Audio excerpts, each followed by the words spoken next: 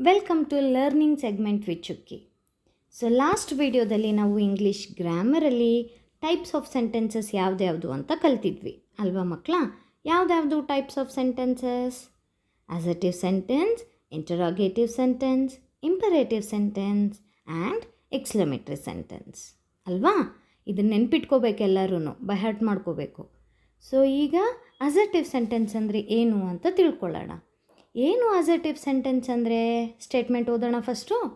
These sentences are statement that can express facts, events and actions. ಏನು ಹಾಗಾದರೆ assertive sentences ಅನ್ನೋದು it is also a type of sentence. It express facts. ಏನು facts ಅಂತಂದರೆ real information is a fact.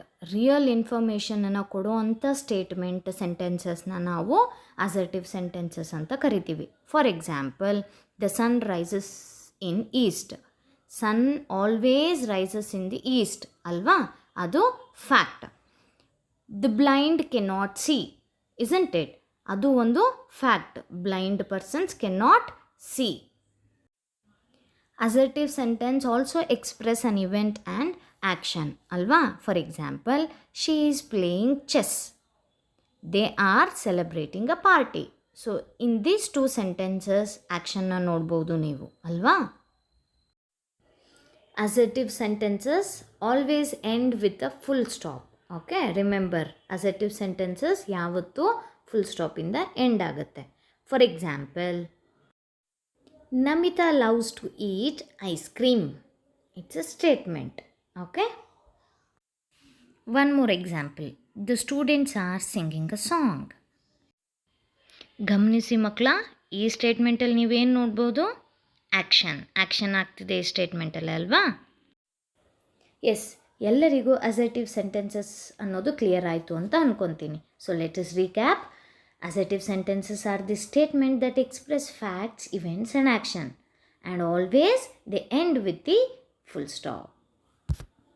So next is interrogative sentence. What do you mean by interrogative sentence? These sentences ask questions. So questioning sentences are called interrogative sentences. Such sentences always end with the question mark. Very easy. Questioning ಸೆಂಟೆನ್ಸಸ್ನ ನಾವು interrogative sentences ಅಂತ ಕರಿತೀವಿ. For example, will you wait here? Does Ram like oranges? ನೋಡಿದ್ರಾ, ಎರಡು questions ಅಲ್ವಾ?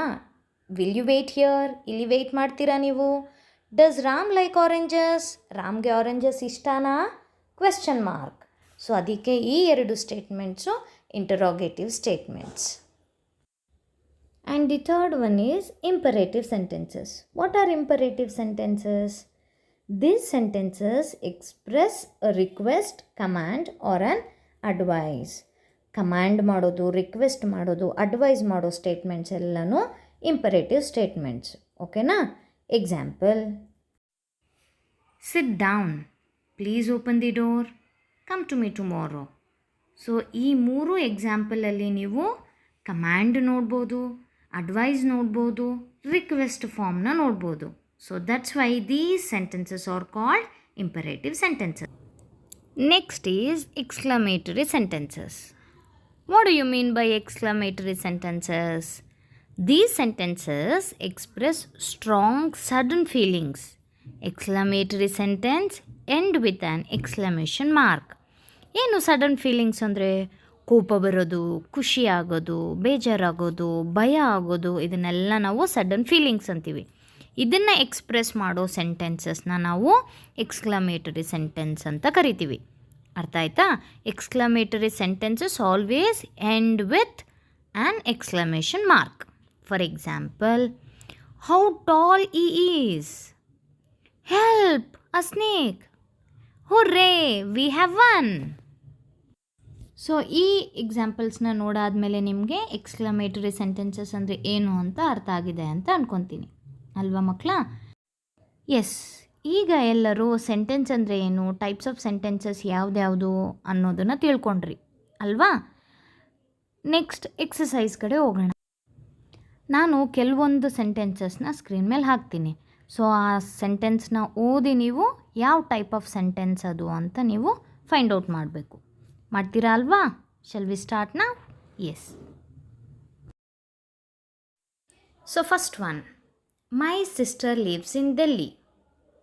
Which kind of a sentence is this? Which type of a sentence is this? It is assertive sentence. Yes, it is a statement. Okay, next. Do not waste your time. So it is an advice. Advice ಕೊಡ್ತಾ ಇರೋದು. Advice ಕೊಟ್ಟರೆ ಯಾವ type of sentence? It is imperative. Very good. What are you doing? This is very easy. Question mark ನೋಡಿದ ತಕ್ಷಣವೇ ನಮಗೆ ಗೊತ್ತಾಗಬೇಕು ಅದು interrogative sentence ಅಂತ. So what are you doing? It's a question sentence, interrogative sentence. Hurray, our team won the championship. So in this sentence we can see the happiness, isn't it? Happy feeling. So it is exclamatory sentence. ಅರ್ಥ ಆಯ್ತಾ ಮಕ್ಕಳ? Types of ಸೆಂಟೆನ್ಸಸ್ನ ಹೇಗೆ find out ಮಾಡೋದು ಅಂತ. Thanks for watching, and please don't forget to subscribe my channel, and please give your thumbs up to this video. Thank you. Bye bye.